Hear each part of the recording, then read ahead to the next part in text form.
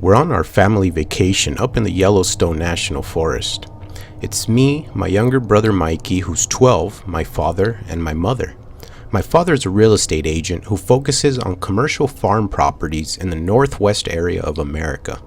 He just sold a large farm and earned a great commission, so we rented a large new model RV for our camping trip.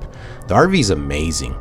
It has 2 separate bedrooms, a complete kitchen and bathroom, along with a dining area.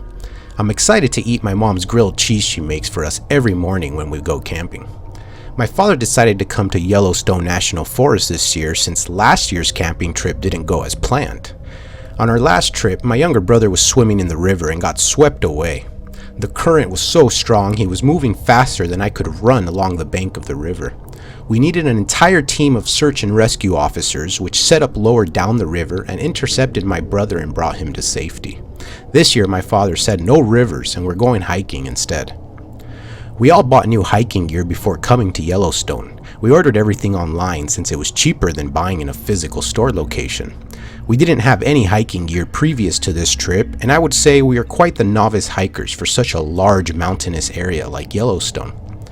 It was day 2 of our vacation, and the smell of fresh grilled cheese sandwiches filled the air, which made me excited to get out of bed. My father was already outside putting away our camping chairs and preparing to hike up the mountain. We left around 9 a.m. and planned a 1-hour trip up the mountain, which would then take us an hour to return if all went as planned. Everything was going great. We were having small talk while hiking, enjoying the beautiful views of the national park has to offer.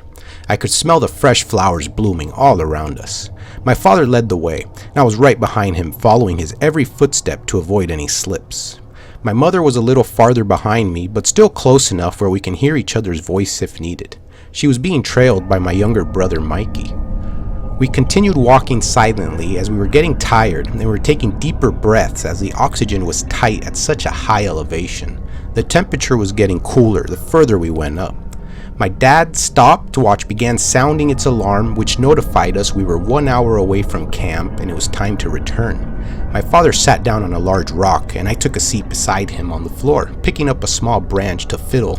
Meanwhile, we waited for my mom and brother to catch up.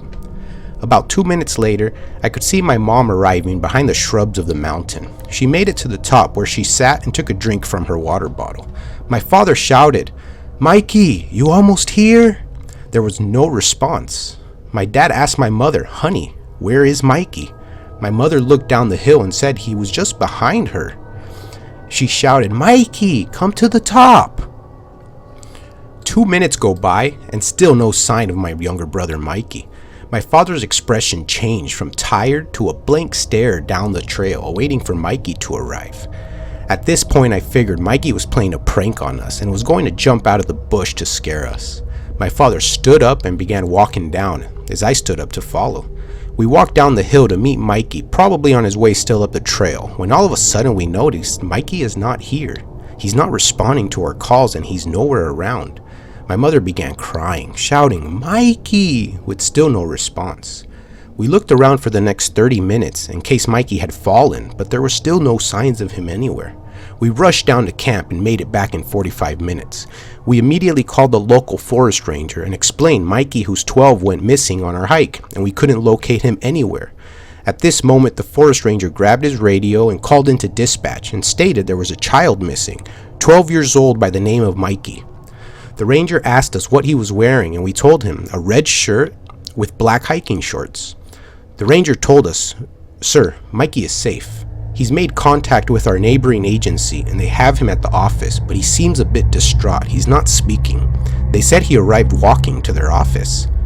My mom, in a sigh of release, gasped for air and began crying once again. My father asked the ranger, "Thank you so much, sir. Where can I go pick him up?" The ranger told my father, "The neighboring office is 15 miles away before the fork in the road that leads up to the mountain." My father's jaw dropped and asked the ranger, "How is it possible Mikey went missing just 1 hour ago? He couldn't have possibly traveled 15 miles down the mountainside to arrive at their office." The ranger looked at my father with a mysterious look, squinting his eyes while he thought silently. It's been 3 months now. We're back in our hometown. My brother Mikey hasn't been the same since our camping trip. He doesn't have the spark of joy he used to before this trip. He was always full of joy and energy. Now he just walks downstairs every morning and eats his breakfast quietly. When we asked him about what happened, he said he just walked down the hill and saw the office where the Rangers helped him in, but couldn't recall any other details of how he traveled 15 miles down a raw mountain in 1 hour.